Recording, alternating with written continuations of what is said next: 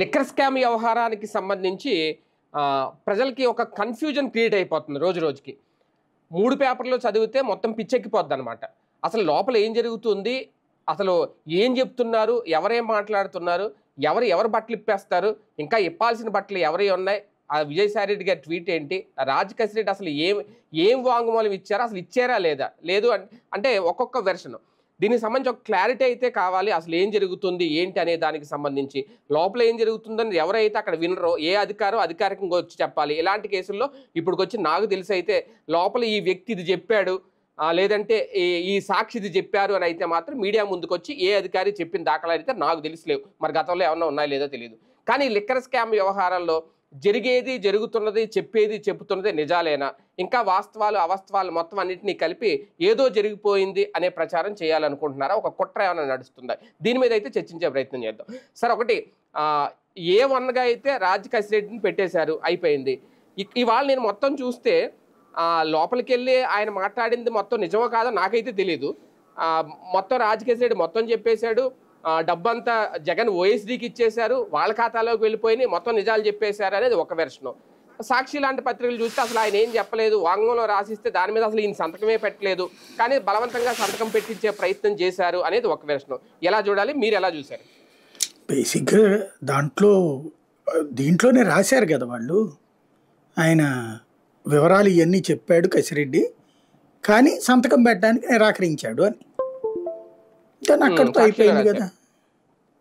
వాళ్ళ దీంట్లో ఉంది కదా రిమాండ్ రిపోర్ట్లో అది ఉందంటే అక్కడతోనే అయిపోయింది. రిమాండ్ రిపోర్ట్లో ఉందంటే ఇదంతా ఇక మనకి కథ, స్క్రీన్ ప్లే, దర్శకత్వం అని చెప్పేసి సినిమాల్లో చివరిలో టైటిల్ వేస్తారు. దర్శకత్వం అనేది ఇప్పుడు పక్కన పెట్టేసేయండి, కథ స్క్రీన్ ప్లే అనేటటువంటిది ఇది కనబడుతుంది. స్క్రీన్ ప్లే అంటే సాధారణంగా ఒక కథ. జగన్ ఓఎస్డీకి ఇచ్చాం మొత్తం, ఇదంతా ఎలా చూడాలి? ఇదంతా పోలీసులు తయారు చేశారు. ఇప్పుడు మీకు పోలీస్ డిపార్ట్మెంట్లో రైటర్స్ సపరేట్గా ఉంటారు కొంతమంది. అంటే కొంతమంది పోలీస్ అధికారులు రిటైర్ అయిపోయినా వాళ్ళ ఇళ్ళకి వెళ్ళి మరీ రాయించుకుంటారు. వాళ్ళు కోర్టులో ఎలాగ అయితే కన్విన్స్ అవుతారు మ్యాజిస్ట్రేట్ అనేది ఈ స్క్రీన్ ప్లే కరెక్ట్గా రాసిస్తారు. ఏ పాయింట్ ప్రకారం ఎట్లెట్లా 1 by 1 సీక్వెన్స్, లైక్ ఇప్పుడు వివేకానంద రెడ్డి హత్య కేసులో సీక్వెన్స్ రాశారు చూడండి, అట్లాగా సీక్వెన్స్ రాస్తారనమాట. ఫర్ ఎగ్జాంపుల్ ఇప్పుడు ఇక్కడ ఒక మద్యం కుంభకోణం జరిగిందంటే మొదట మద్యానికి సంబంధించి వాళ్ళందరూ కూర్చున్నారు, ఆ కూర్చున్న తర్వాత నిర్ణయం తీసుకున్నారు, ఆ నిర్ణయం తీసుకున్న తర్వాత దాన్ని అమలు చేసే బాధ్యత సోన్సో వాళ్ళకి చెప్పారు. అలా చెప్పినప్పుడు దాని నుంచి వచ్చేటటువంటి డబ్బులు ఇట్లాగ బిగినాయి, ఆ డబ్బులు సోన్సో వాళ్ళ దగ్గరికి వెళ్ళినాయి. ఇదంతా కూడా ఇవన్నీ ఆ స్క్రిప్ట్ ప్రకారం ఆ స్క్రీన్ ప్లే ప్రకారం ఉంటుంది. ఆ స్క్రీన్ ప్లేని అక్కడ కోర్టులో ప్రొడ్యూస్ చేస్తారు. అది దేనికి పనికిరాదన్న సంగతి కోర్టుకి తెలుసు, పోలీసులకి తెలుసు. ఫైనల్గా నువ్వు సాక్ష్యాలు చూపెట్టడం మీదనే ఉంటుంది. కాకపోతే మనకు ఉన్నటువంటి మన దేశంలో ఉన్నటువంటి ఒక చక్కటి అవకాశాన్ని సద్వినియోగం చేసుకుంటుంటారు. మిగతా దేశాల్లో మీరు ఏదైనా చెయ్యాలంటే ప్రాథమికమైనటువంటి సాక్ష్యం ఉండాలి, లేకుండా ఊరికినే వేగ్గా చేయడానికి వీలుండదు. నోటీస్ ఇచ్చి వివరణ తీసుకోవడం వరకే పరిమితం అవుతుంది, అంతే ఉంటుంది. మన దేశంలో ఏంటంటే మ్యాజిస్ట్రేట్ల స్థాయిలో ఇప్పటికీ సుప్రీంకోర్టులు ఫీల్ అవుతుంటాయి, హైకోర్టులు అనేక సార్లు మాట్లాడుతుంటాయి మ్యాజిస్ట్రేట్లు గుడ్డిగా ఇచ్చేబాకండి రిమాండ్లు అన్నటువంటి. ఇప్పుడు దీంట్లో ఏం మీరు సేకరించారు, ఇప్పుడు ఇదంతా వీళ్ళు రాసుకొచ్చారు కరెక్టే, మీరు ఎవరిని ఏ డబ్బులు పట్టుకున్నారు మీరు అని అడిగి ఉండాలి కదా. డబ్బులు ఏం పట్టుకోకుండా ఇదంతా ఇట్లా చేసేసి ఉంటారని చెప్పేసి మేము భావిస్తున్నాం అంటే ఎట్లాగా, అతను చెప్పేశాడని చెప్తే ఎట్లాగా. ఇంకోటి అతను అక్కడ డినై చేశాడు, నేనేం చెప్పలేదని డినై చేశాడు. ఏం స్వాధీనం చేసుకున్నారు అతని దగ్గర నుంచి అంటే ఒక కారట, అతను వేసుకెళ్ళే కారు. పోనీ వాళ్ళ ఇంట్లో మేము సేకరించిన ఆధారాల ప్రకారం అతని దగ్గర ఇదిగో ఇన్ని కిలోల బంగారం ఉందండి, ఇన్ని కిలోల వెండి ఉందండి అని చెప్పాలి కదా. ఏదైనా డాక్యుమెంట్లో ఉన్నాయనుకో, డాక్యుమెంట్లు అతని ఇష్టం, అతని వ్యాపారం అతను. ఇంకొకటి ఏంటంటే ఇందులో కసిరెడ్డికి ఈ బిజినెస్తో ఏంటి సంబంధం, ఇది మెయిన్ పాయింట్. అతను లేదు, ఆ విషయాన్ని అక్కడ కూడా చెప్తున్నారుగా, ఒప్పుకున్నారుగా చర్చల్లో. కాన్సెప్ట్ అలా ఏంటంటే ఇక్కడ లిక్కర్కి సంబంధించి జగన్ని లాగాలంటే ముందు ఒక పాయింట్ తీసుకురావాలి. ఇప్పుడు స్కిల్ డెవలప్మెంట్ కేసు ఇంత వేగ్గా పెట్టలా. స్కిల్ డెవలప్మెంట్ కేసులో ముందు ఈడీ విచారణ చేసింది, విచారణ చేసి కొన్ని ఆస్తులు సీజ్ చేసింది. అందులో వాళ్ళకి డైరెక్ట్గా ఏమనుంది, ఒక కంపెనీ పేరులో తీసుకున్నారు, కానీ అసలు ఆ కంపెనీకి సంబంధం లేదు. ఆ కంపెనీ వాడు కూడా క్లారిటీ ఇచ్చాడు, నాకేం సంబంధం లేదని. ఇచ్చిన తర్వాత ఆ పేరుకి పక్కన ఇంకో ముక్క యాడ్ చేసి ఓ బోగస్ కంపెనీ క్రియేట్ చేసి ఆ కంపెనీకి డబ్బులు ఇచ్చారు. ఇష్టమేమో ఏ అనే కంపెనీతో పెట్టి బి అనే కంపెనీకి చెక్ ఇచ్చారు, అకౌంట్లోకి డబ్బులు అందులో పడ్డాయి. ఈ పడ్డ డబ్బులు ఇంకొక కంపెనీకి వెళ్ళినాయి. ఆ వెళ్ళినటువంటి కంపెనీ వాళ్ళు వివిధ అకౌంట్లోకి మళ్ళించారు. ఇది పూర్తి ఆధారం ఉంది అక్కడ, క్లియర్ ఆధారం ఉంది అక్కడ. అదేమో ఆధారాలు ఏమి లేవని రాశారు, ఇక్కడేమో వీళ్ళందరూ ఈ కంపెనీలో వాళ్ళందరూ ఉన్నారని రాశారు. దీంట్లో డబ్బులు ఎట్టేళ్ళంటే వీళ్ళందరూ తీసుకుని ఉంటారులే అని రాశారు తప్పించి. ఇప్పుడు ఒక కరప్షన్ ప్లాన్ చేశారనుకుందాం ఫర్ ఎగ్జాంపుల్, నిజంగానే ఇది జరిగింది, ఇట్లాగా జరగలేదని మనం ఏం సర్టిఫికెట్ ఇవ్వం కదా, మనకి సంబంధం లేదు అది. కానీ జరిగినప్పుడు ఎవడైనా బుద్ధి బుర్రా ఉన్నోడు ఎవడైనా సరే డబ్బులు 10 మందికి తీసుకురమ్మంటాడా? మిథున్ రెడ్డి నువ్వు బట్టురా, విజయసాయి రెడ్డి నువ్వు బట్టురా, కాస్త కృష్ణమోహన్ రెడ్డి నువ్వు బట్టురా కొంచెం, లేకపోతే ఇంకొకట ఎవరో పేర్లు చెప్పారు. మొత్తం 6-7 దగ్గరకో డబ్బులు అంట. 6-7 ఎందుకు పెట్టుకుంటారు ఇక్కడ? అంటే కొన్ని డిస్టిలరీలు వీళ్ళకి అప్పచెప్పారని కదా ముందు నుంచి చెప్పి. నేను అనే పాయింట్, డబ్బుల కలెక్షన్ ఏదో మిథున్ రెడ్డి చూసుకున్నారట. అదే అనేది, డబ్బుల కలెక్షన్ అనేటటువంటిది ఇన్ని తలకాయలు పెట్టుకుని ఎవడన్నా చేయి కాల్చుకుంటాడా? అందులో ఒకప్పుడు జైలుకి వెళ్ళినోడు. ఇప్పుడు వీళ్ళు చెప్పేది అతను ప్రొఫెషనల్ గ్యాంగ్స్టర్ టైప్లో చూపెడుతున్నారు కదా, అదేది ఎస్కోబారు తొస్కోబారు అనేసి. అంత ఎక్స్పీరియన్స్ ఉన్నోడు ఇంత వేగ్గా లేదులే 4 కంపెనీలు నువ్వు వెళ్ళి ఆడ దగ్గర పట్టరా, నువ్వు వెళ్ళి ఆడ దగ్గర పట్టరా అంటాడా? ఇంకొకటి, అలా పట్టుకొచ్చేటటువంటి వాళ్ళు వాళ్ళ దగ్గర నుంచి డబ్బులు పట్టుకుని ఉండాలి కదా వీళ్ళు. వాళ్ళు ఏమన్నా పోనీ ఆ డబ్బులు తీసుకొచ్చి ఏమన్నా ఈయనకి ఇచ్చామని చెప్పారా జగన్మోహన్ రెడ్డికి? లేదు కదా. కేసు నిలవదు, సాగతీయడానికి కొన్ని సంవత్సరాలు పడుతుంది.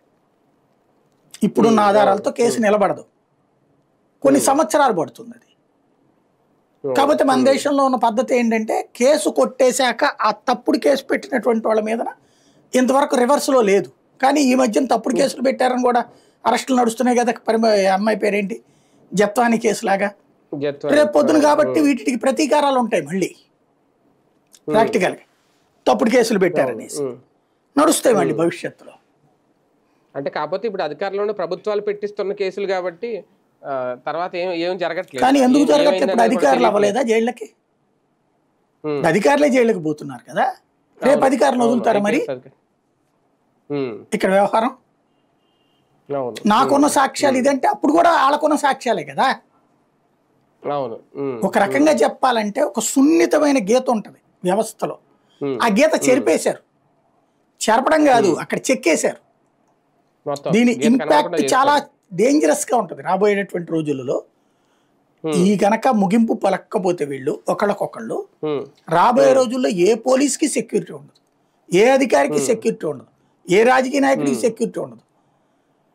అందరూ జైళ్ళ అధికారుల దగ్గరే తిరుగుతూ ఉండాలి. ఇక అది నడిచేది ప్రస్తుతం.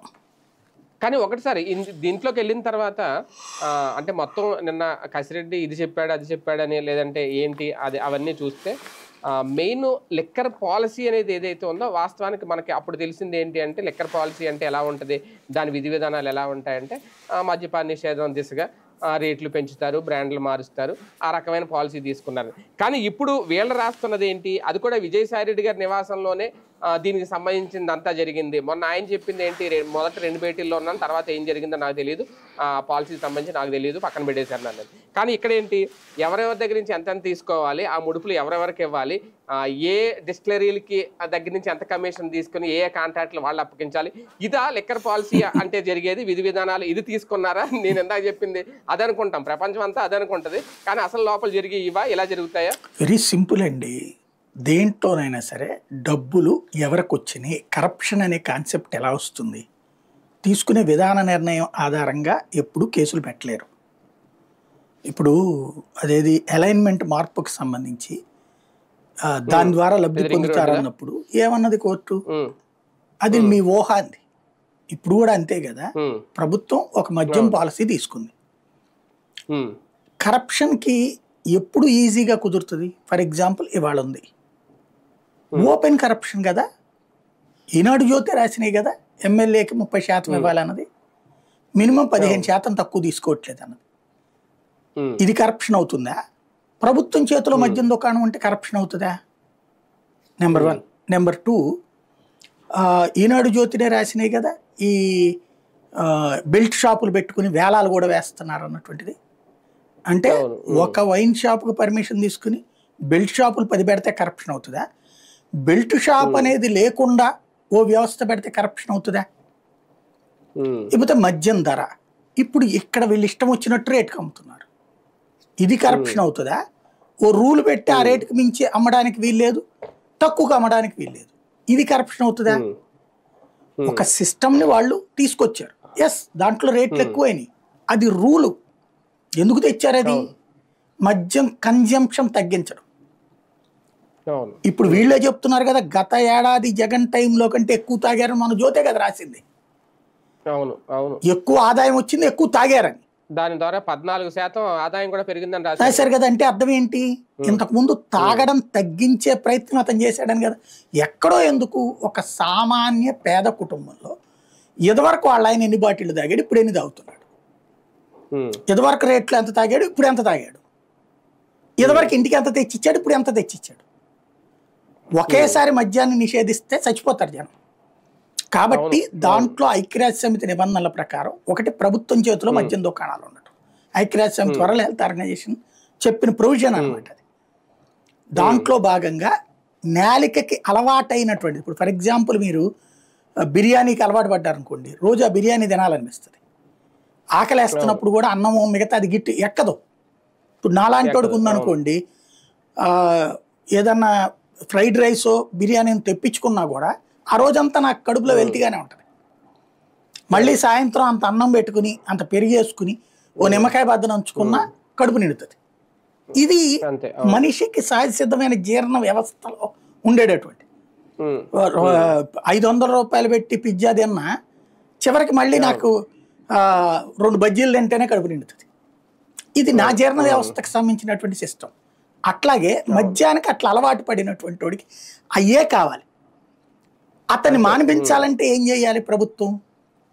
అవి అందుబాటులో లేకుండా చెయ్యాలి, విరక్తి పుట్టేలా చెయ్యాలి. విరక్తి పుట్టాలంటే అది అందుబాటులో ఉండకూడదు. అట్ ద సేమ్ టైం ఆ బ్రాండ్స్ అందుబాటులో లేకుండా చేయటం, సింపుల్ లాజిక్ అనమాట. ఇది నేను వినటం కాదు, ప్రాక్టికల్గా చూసి మా నాన్నగారి చిన్నప్పుడు సిగరెట్లు అలవాటు ఉండేది. సిజర్ సిగరెట్ నేనే తెచ్చిచ్చేవాడిని అనమాట. అంటే పిల్లల్ని అతను తెప్పించుకుంటారు కదా, తెచ్చిచ్చేవాడు. తర్వాత చార్మినార్ కూడా వాడటం బిగిన్ చేశారు పక్కన ఆయనతో కలిసి.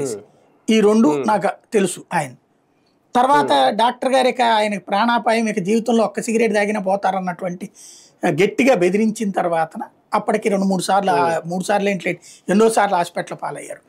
అట్లాంటిది సిచ్యుయేషన్ తర్వాత ఆయన బిగిన్ చేసినటువంటి కాన్సెప్ట్ ఏంటంటే ఒక్కపొడి నవలడం బిగిన్ చేశారు. దానికి బదులుగా మొదట్లో ఇబ్బంది పడ్డారు, నిద్ర పట్టేది కాదు ఆయనకి చాలా రోజుల పాటు. ఆ తర్వాత ఒక్కపొడి కూడా స్వీట్, ఆ త్రివేణి ఒక్కపొడి తెచ్చేవాడు నేనే, త్రివేణి కానీ ఆ క్రేన్ స్వీట్ది కానీ. ఆ తర్వాత నిదానంగా అది అలవాటు పడ్డాక శాంతం అది కూడా మానేశారు. కానీ ఆ రోజున తాగిన సిగరెట్ ఇంపాక్ట్ ఆయనకి 60 ఏళ్ళు దాటిన తర్వాత క్యాన్సర్ ఇంపాక్ట్, జీవితకాలం నరకం అనుభవించారు. అంటే ఈ తాగుడు, మద్యమైన ధూమపానమైన ఈ రెండిటికి ఫైనల్గా కుటుంబాలు అదే ఆ జీవితకాలం ఇబ్బంది పడతాం. ఇది సాధ్యమైనంత తగ్గించే ప్రయత్నం చేయాలి. అదే చేసుకొచ్చారు. ఒక రకంగా నేను చెప్పేది ఏంటంటే కరప్షన్ చెయ్యలేదు, తినలేదు అనే సర్టిఫికెట్ నేను ఇవ్వను. అది పట్టుకుంటాం. ఈ సాక్ష్యాలు అయితే పనికిరావు, ఈ సాక్ష్యాలు అయితే ఎందుకు పనికిరావు. ఇది జస్ట్ ఒక సపోర్టింగ్ ఎవిడెన్స్. అంటే అవినీతి జరిగిందా లేదా, ముడుపులు తీసుకున్నారా లేదా, ఓకే, ఇవన్నీ మనం డిసైడ్ చేయలేము మీరు అన్నట్టు. కానీ ఇప్పుడు చెప్తున్న మాటలు, ఈ వాగ్మూలాలు కసిరెడ్డితో అంటే ఆయనే చెప్తున్నాడా లేదంటే చెప్పిస్తున్నారా? అంటే ఇది చూస్తే ఏమనిపిస్తుంది? ఏం లేదు, ఇది ముందుగా అనుకున్నారు, దాని ప్రకారం ప్రిపేర్ చేశారు. ఇన్వెస్టిగేషన్లో ఈ కొన్ని పాయింట్స్ తెలుసుంటాయి, దాన్ని ఒకదానికి ఒకటి లింకప్ చేశారు, ఒక స్క్రీన్ ప్లే తయారు చేశారు. దాంట్లో ఇప్పుడు సపోర్టింగ్ యాక్టర్స్ని అరెస్ట్ బిగిన్ చేశారు. ఇప్పుడు దీని ప్రకారం విజయసాయి రెడ్డి ఏమనుకున్నారు, తను ఈ మాట మాట్లాడితే కనుక తనని పక్కకి తప్పించేస్తారనుకున్నారు. కానీ విజయసాయి రెడ్డిని కూడా ఇందులో చేర్చారు కదా నిందితుడిగా, A5గా చేర్చారు కదా. కాబట్టి ఆయన ఫేస్ చేయాల్సిందే కేసు, వదిలిపెట్టట్లేదు. ఆయన చెప్పాడు కాబట్టి వదిలేశారా? వెరీ సింపుల్ లాజిక్ ఏంటంటే ఇందులో వీళ్ళు ప్రూవ్ చేయాల్సింది నాసిరకం మద్యంతో ప్రాణాలు కోల్పోయారు. ఒక్కడ చూపెట్టమనండి. మందు తాగడం వల్ల చనిపోవడం అయితే బోల్డ్ మంది చచ్చిపోయి ఉంటారు, కానీ బయటికి చెప్పరు. అది మద్యం తాగుతూ ఉండగా చనిపోయిన సంఘటన 2014-19 మధ్యలో జరిగినాయి. అరెస్టులు కూడా జరిగాయి 14-19 మధ్య. ఈ 5 ఏళ్లలో అట్లాంటిది ఏం జరగలేదే. ఇకపోతే అనారోగ్యం పాలయ్యారంటే తాగితే అనారోగ్యం కాకపోతే ఆరోగ్యం వస్తుందా? అదేమన్నా హెల్త్ డ్రింకా? తాగితే నాసిరకం అనేటటువంటి దానికి సంబంధించి మందులో నాసిరకం ఏంది? మందు అంటేనే నాసిరకం, మందు అంటేనే చస్తారు. పోనీ దీని వల్ల తొందరగా చచ్చిపోయారని ఏమన్నా ఉందా లెక్క? ఈ 5 ఏళ్లలో అయితే అదైతే కనుక రచ్చరచ్చ చేసి ఉండేవాళ్ళు కదా. పత్రికలు ఖాళీగానే ఉన్నాయి కదా, అవి ఎప్పుడు దొరుకుతారని. జగన్మోహన్ రెడ్డి అదేదో విదేశాలకు పోతే ఏ ఫ్లైటు ఏ టైంకి ఎలా వచ్చాడు, ఎలా ఎక్కాడు, ఆ ఫ్లైట్ అద్దె ఎంత, ఆ సంస్థ ఎంత, దాంట్లో ఎక్కిన వాళ్ళు ఎవరెవరు, వాళ్ళ వెనకాల ఉన్నటువంటి బ్యాక్గ్రౌండ్ ఏంటి, వాళ్ళ ఆర్థిక స్తోమత ఏంటి, అమెరికాలో ఎక్కడ దిగాడు, కెనడాలో ఎక్కడ దిగాడు, లేకపోతే మధ్యలో ఎందుకు వెళ్ళాడు, ఇన్ని స్టోరీలు రాశారు కదా. ఇప్పుడు చంద్రబాబు గారు 5 రోజుల టూర్ గురించి ఒక్క ఫోటో కానీ ఒక్క వార్త కానీ వచ్చిందా? ఏమన్నా కథనం వచ్చిందా? వాళ్ళకి అదొక నేరేటివ్ థింకింగ్ బ్యాచ్కి అంతే. అది అప్పట్లో ప్రతి కుంభకోణం అసలు జరగలేదనే రాశారు, ఇప్పుడు ప్రతిదీ జరిగిందనే రాశారు. గురించి అమిత్ షాని కలవడానికి వెళ్ళినప్పుడల్లా కేసుల గురించి, ఇప్పుడు రాష్ట్ర ప్రయోజనాల కోసం. అప్పుడు సాక్షి వాళ్ళు రాష్ట్ర ప్రయోజనాల కోసం, చంద్రబాబు వెళ్తే గనక రాష్ట్రాన్ని ఆయన స్వప్రయోజనాల కోసం. ఇంతే నడుస్తాయి మనకి. మన దగ్గర వార్తలు చచ్చిపోయి చాలా రోజులు అయిపోయింది. ఎవరికి కావాల్సిన స్క్రీన్ ప్లే వాడు తయారు చేసుకుని రాస్తాడు, దాన్ని నమ్మాలా సావాలా మన కర్మ అంతే. అంతే, ఓన్ కుకింగ్ మసాలా ఎక్కువైపోతుంది, సొంత వంటకాలు పెరిగిపోతున్నాయి. సార్, ఇందులో విజయసాయి రెడ్డి గారిని ఈ కేసులో ఒక సెపరేట్గా ఏమన్నా చూడాలా? ఎందుకంటే ఎంత జరుగుతోంది, A1 నుంచి 29 వరకు మొత్తం అన్ని పేర్లు ఇందులో కంపెనీలు, డిస్టిలరీలు, కొన్ని వ్యక్తులు, సంస్థలు అన్నీ పెట్టేశారు, అంత అయిపోయింది. ఇంకా ఆయన సగం బట్టలే విప్పారు, విప్పాల్సిన ఇంకా ఉన్నాయి, నేను విప్పుతాను అంటున్నారు. ఏంటి ఆయన స్పెషల్ స్టోరీ? చూద్దాం, కోర్టులో ఏమన్నా చెప్తారేమో, అఫిడవిట్ ఇస్తారేమో. అంటే ఇంకా ఏదో ఉంది అనే ఒక మొన్న కదా మాట్లాడింది ఆయన. అవునవును, అయిపోయింది కదా, ఆయన పేరు ఉండదు అనుకున్నారు ఆయన చెప్పినప్పుడు. అవును అవును, పేరు పెట్టేశారు, ట్వీట్ చేశాడు కదా, అది బయటకు వచ్చిన తర్వాత ఆయన ట్వీట్ చేశారు, అప్పుడే అయిపోయింది కదా. అప్పుడు ఆయన మాట్లాడినాక ఆయన ఏమన్నారు, విజిల్ బ్లోయర్ నేనని చెప్పాడు. దానికి తెలుగుదేశం అంగీకరించలేదు. నేను చింతకాయల విజయ్ అన్నాడు కదా, క్రైమ్ బ్లోయర్, అట్లాంటిది అయిపోయింది. కాబట్టి వాళ్ళేమి నేను నమ్మట్లేదు. ఈయన ఏంటంటే ఇప్పుడు రెండుకి చెడ్డరేవాడయ్యాడు. ఇటు వైసీపీ వాళ్ళకి శత్రువు, అటు తెలుగుదేశం వాళ్ళకి శత్రువే. బీజేపీ వాళ్ళకి ఏదో మిత్రుడు అవ్వాలని ప్రయత్నిస్తున్నారు. మరి ఏం జరుగుద్దో చూడాలి. అంటే టీడీపీ రియాక్ట్ అవ్వడం కూడా అది ఆయనకు ఒక దెబ్బ అంతే కదా. చింతకాయల విజయ్ రియాక్ట్ ఆయన ఎక్స్పెక్ట్ చేయలేదు అది. మేబీ ఇప్పుడు వాళ్ళకి ఇంకా లేదు, నేను జగన్ అని నేనే చెప్తాను అని ఈయన ఏమన్నా చెప్తే అప్పుడు ఏమన్నా మారతారేమో, వాళ్ళు యాక్సెప్ట్ చేస్తారేమో. లైక్ దస్తగిరి తరహాలోకి తయారవడానికి సిద్ధపడాలేమో ఆయన. మేబీ భవిష్యత్తులో జరుగుతుంది. ఇందులో ఇంకొక విషయం కూడా, A1 గా ఈయన పేరు పెట్టేశారు. ఇక బిగ్ బాస్ ఎవరంటే ఇంక ఈయనే అనుకోవాలా? ఇంకా జగన్ ని ఇరికించడం అనేది ఎలా అవుతుంది? చంద్రబాబు గారి మీద కూడా స్కిల్ డెవలప్మెంట్ కేసు అప్పుడు వీళ్ళయ్యే పెట్టారు ముందు 1, 2 ఇవన్నీ. తర్వాత ఇప్పుడు చివరి నిందితుడి కింద పెట్టలా 71, 72 అట్లాగా అంతే ఉంటుంది. తర్వాత అది పెట్టాక అప్పుడు సూత్రధారాన్ని మారుస్తారు, ఈ ఆధారాలు ఏమైనా దొరికితే. అప్పుడు అందులో తర్వాత మార్చారు కదా వాళ్ళు కూడా. అప్పుడు 7, 8 కేసులు పెట్టారు కదా బాబు గారి మీద. ఏం లేదు, సేమ్ టు సేమ్ రిపీట్ ఉంటుంది, అంతే తేడా. అప్పుడు వైసీపీ వాళ్ళు పెట్టిన కేసులు అవన్నీ తప్పు అని రాస్తారు. ఇప్పుడు తెలుగుదేశం వాళ్ళు పెట్టే కేసులు అన్ని రైట్ అని రాస్తాయి మీడియా. వీళ్ళు అప్పుడు సాక్షి వాళ్ళు అప్పుడు అవన్నీ రైట్ అని రాసేవాళ్ళు, ఇప్పుడు తప్పు అని రాస్తున్నారు. సేమ్ ఇప్పుడు రేపు పొద్దున మళ్ళీ నడుస్తుంది. ఇది కామన్ థింగ్ అనమాట. కానీ A1 నుంచి A5 వరకు వరస్ట్ గా అరెస్టుల పరం ఏమైనా చూడబోతున్నావా రేపటి నుంచి? అంటే దాంట్లో కొంతమంది ఇయ్యాయి కదా, బెయిల్స్ తీసుకున్నారు. ఇక అయిపోయింది, మెయిన్ స్ట్రీమ్ జరిగిపోయింది. ఇక ఎప్పుడో గబక్కన అర్ధరాత్రి పూట్ల ఎప్పుడో జగన్ అరెస్ట్ చేసినా ఆశ్చర్యపోనక్కర్లేదు. ఆ రోజును మెన్షన్ చేస్తారు. ఏ ఎయిర్పోర్ట్లో దిగ్గానే గబక్కన పట్టుకెళ్ళిపోవడం అట్లాగా. మేబీ చంద్రబాబు గారికి సంబంధించి ఆయన్ని జైల్లో పెట్టిన రోజు నాటికి చెయ్యాలనేది ఉందట ఫార్ములా. ఆ రోజునికి ఇతని జైల్లో ఉంచాలని ఈ లోపల ఎన్ని ఆధారాలు సేకరించుకోవడం ఇదంతా నడుస్తుంది. పార్టీ ఫండ్ కి ఈ డబ్బులు వెళ్ళినాయా లేదా, మద్యం పాలసీ ద్వారా బంగారం వెళ్ళిందా, ఇవన్నీ కూడా ఇవన్నీ సేకరించాలి. రైట్, చూద్దాం. మొత్తానికి కసిరెడ్డి అరెస్ట్ అయ్యారు. ఆయన విచారణ కూడా జరుగుతోంది. మరో 14 రోజులు జ్యుడిషియల్ రిమాండ్ కూడా విధించారు.